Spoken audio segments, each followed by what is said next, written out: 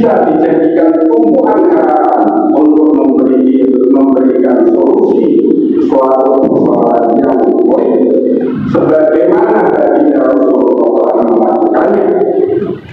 Apabila Rasulullah mengalami kesulitan dalam memutuskan suatu perkara, maka segera beliau melakukan sholat 2 rakaat untuk memohon petunjuk Allah Subhanahu wa Ta'ala.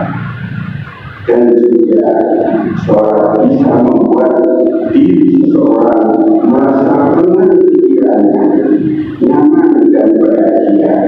Baginda Rasul bersabda, "Umya bila farina sholat, wahai bila dirikanlah ikom yang menambah kami dengan mendirikan sholat." Kemudian yang kedua, sholat untuk zikrullah, mengingat Allah. Innani anallahu la ilaha illa ana fa'budni wa aqimus sholata li dzikri, tersebut dalam surat Toha ayat 14. Sungguh aku ini Allah, tidak ada Tuhan selain aku, maka sembahlah aku dan melaksanakan sholat untuk mengingat aku. Mengingat dan menyebut Allah di dalam sholat, dari takbir hingga salam, adalah full aktivitas zikir kepada Allah. Di saat kita menyebut nama Allah di dalam sholat, seharusnya kita sekaligus menyerahkan jiwa kita tertuju kepadanya dan kita kembalikan kita kepadanya. Karena cara zikir mengingat kepada Allah di dalam sholat harus diawali dengan memahami siapa Allah dan siapa diri kita ini sebenarnya. Kita di hadapan Allah adalah hamba yang sangat rendah dan lemah hina, tidak punya daya dan kekuatan apa-apa kecuali dari Allah semata. La haula wala quwwata illa billah. Allah bukan yang maha besar kekuasaan, maha besar kasih sayang, maha besar kemuliaan dan keagungan Allah.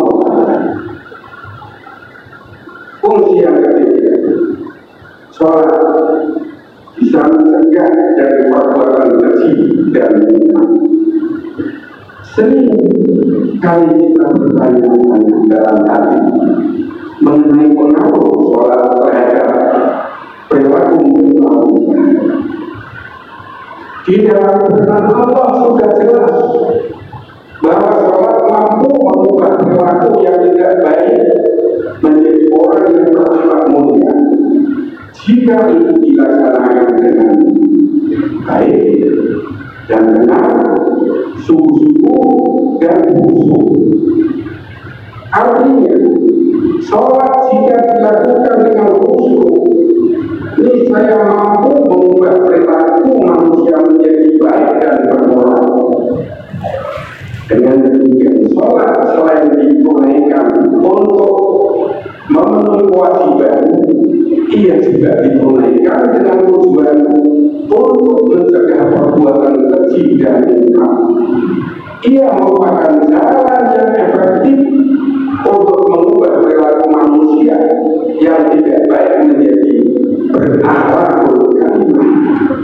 Allah Subhanahu wa Ta'ala berfirman, "Utlu ma uhiya ilaika minal kitab wa aqimus sholat, inna sholata tanha 'anil fahsya'i wal munkar."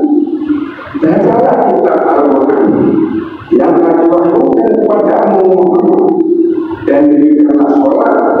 Sesungguhnya sholat mencegah dari perbuatan keji dan munkar.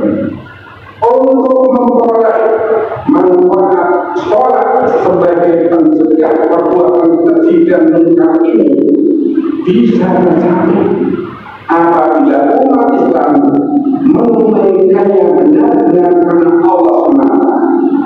Sungguh, sholat yang khusyuk, yang ikhlas karena Allah akan melahirkan akhlak yang mulia dan akhlak yang mulia, buah dari kekhusyukan dan puncak dari kekhusyukan adalah akhlakul karimah. Yang terakhir keempat, fungsi sholat dapat menghilangkan keluh kesah dan sifat kikir. Allah berfirman, innal insana khuliqa halu'a idza massahu syarru jazur wa idza massahu khairu man illa al-musallin alladzina hum 'ala sholatihim da'imun. Sungguh manusia diciptakan bersifat suka mengeluh. Apabila dia ditimpa kesusahan, dia berkeluh kesah, dan apabila mendapat kebaikan, kekayaan, dia jadi pikir. Kecuali orang-orang yang mendirikan sholat, mereka tetap setia istiqomah mendirikan sholat.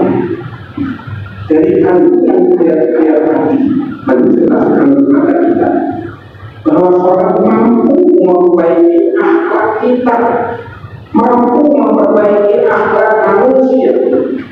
Sholat dapat dijadikan sarana dalam upaya bersama meningkatkan kualitas akhlak masyarakat, bangsa dan negara kita. Terutama bila sholat dilaksanakan dengan baik dan benar dan khusyuk, niscaya akan membentuk pribadi kita terhindar dari perbuatan buruk dan mungkar serta sifat-sifat tercela seperti suka mengeluh, sering berkeluh kesah, dan sifat kikir, sombong, dan sifat-sifat jelek lainnya. Sebagai penutup khotbah, marilah sama kita sadar bahwa seberapa pun tingginya ilmu agama yang kita ajari, akhirnya hanya dua yang diterapkan dalam kehidupan sehari-hari kita, yaitu sholat dan akhlak kita.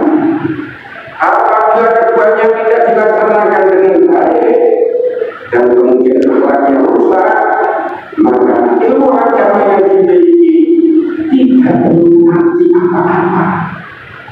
Masyaallah muslim rahimahumullah, demikian fungsi utama sholat yang khusyuk berkaitan dengan pendidikan moral dan akhlak manusia untuk menjadikan hidup kita sukses, bahagia dan selamat di dunia dan akhirat. Semoga Allah memberikan hidayah dan pertolongan kepada kita semua. Allahumma amin. Barakallahu wa lakum fil Qur'an wa nafa'ana bima fihi min al-ayati wa